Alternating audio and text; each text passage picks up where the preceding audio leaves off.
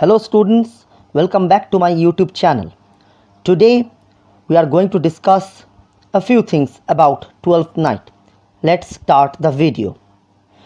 Written in around 1601-1602 by William Shakespeare, this play, Twelfth Night, was meant to be performed by Lord Chamberlain's men at the end of the Christmas period. This was suggested by Leslie Hoxton. Another title of Twelfth Night is What You Will. The question is, why the play is titled as Twelfth Night? Twelfth Night is a festival in Christianity marking the 12th day, that is the last night of the Christmas, on the eve of Epiphany, which is a Christian feast day that celebrates the coming of God incarnate as Jesus Christ. The last night, that is the 12th day of Christmas, is usually determined on either 5th or 6th January, depending on which day happens to be the first of the 12-day festival, 25th or 26th December. Twelfth Night Festival is a carnivalesque ceremony marked by mirth, joy, revelry and festivity, in which the otherwise strict rules and regulations of the society are somewhat relaxed for fun and entertainment. For the carnivalesque entertainment, a lord of misrule is selected for conducting the festive entertainment. Twelfth Night juxtaposes comical as well as sad elements in the play. Hence, it is called dark comedy or problem play, like some of Shakespeare's other comedies, such as Troilus and Cressida, Measure for Measure, The Merchant of Venice, and All's Well That Ends Well. Now, there is some resemblance of the characters of Twelfth Night with real-life historical figures. For example, Play's Orsino corresponds to the historical Orsino, Duke of Bresciano, who happened to entertain Queen Elizabeth, in the same way as Play's Orsino seems to be in terrific infatuation with Olivia, though the latter, as we know through the play, is not interested at all. Malvolio's character is based on the satirical presentation of Sir William Knollys, comptroller of the Queen's household. In the play, likewise, we find Malvolio is the steward of Olivia. Sir William Knollys had her ridiculous infatuation with a pretty maid of honor, Mary Fitton. Mary Fitton was also called Mal. Therefore, the name Malvolio is a pun on Malvoglio, that is, I want Mal. Summary of Twelfth Night.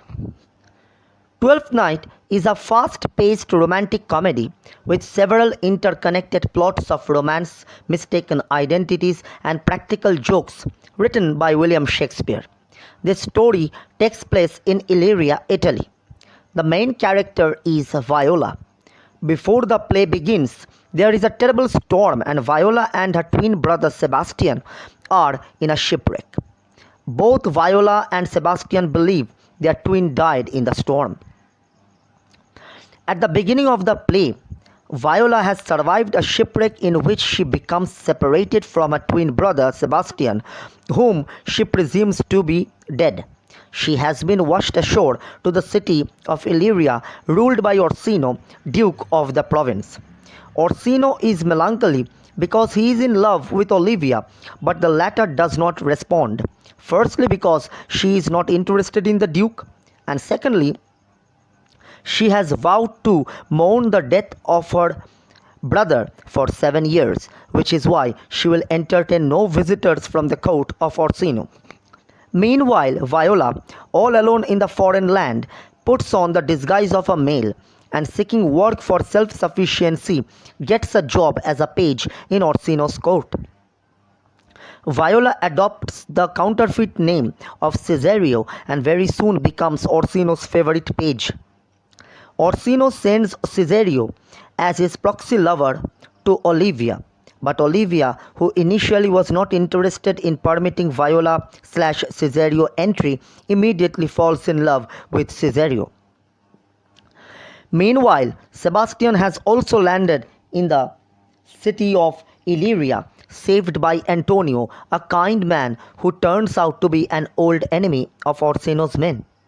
When Sebastian tells him that he is going to the court of Orsino, they separate, with Antonio giving him a purse for sufficing his need and wishing him good luck. Olivia's uncle, Sir Toby, his friend Sir Andrew Aguichic, Olivia's maid Maria, Olivia's jester Feste, that is the fool, drink and make merry. When Olivia's steward Malvolio intervenes and rebukes them for their raillery in the house of mourning, they decide to get revenge on him. Writing a false letter from Olivia that expresses her love for Malvolio, Maria and the rest encourage Malvolio to pursue Olivia and bidding him to come in ridiculous bright yellow cross-gartered stockings. Malvolio acts on the suggestions of the letter and makes a fool of himself, leading Olivia to think that he has gone crazy. Outraged to see Olivia bestow such favor on a mere servant, Sir Toby instigates Sir Andrew, who is wooing Olivia, to challenge Cesario to a duel. Antonio, distanced and hidden from view, watches Sir Toby, who was supervising the duel between Sir Andrew and Cesario. Mistaking Cesario to be Sebastian, Antonio comes to his rescue. Sir Toby and Sir Andrew continue to chase Cesario, but eventually come upon the wandering Sebastian, whom they believe as Cesario. Sebastian defends himself, wounding both men. Assuming Sebastian to be Cesario, Olivia prevents them from further fight and then asks Sebastian to marry her. Sebastian is utterly bewildered by the turn of events, but he accepts the proposal nonetheless.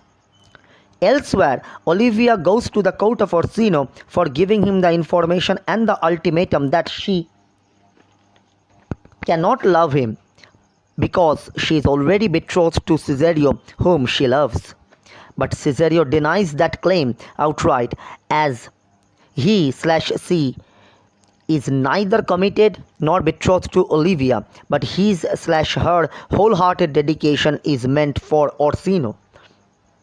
But Orsino, infuriated, decides to kill Cesario as Sebastian makes a timely intervention in the show to confess to the Duke about his indecorous act of injuring his two men, that is, Sir Toby and Sir Andrew.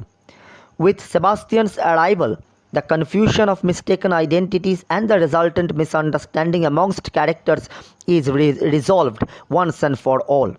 Orsino realizes that Cesario is actually Viola in disguise, who has been in love with him throughout. Orsino too reciprocates his love to Viola, and they are happily married, just like Olivia and Sebastian. And here concludes the summary of the play. Thank you.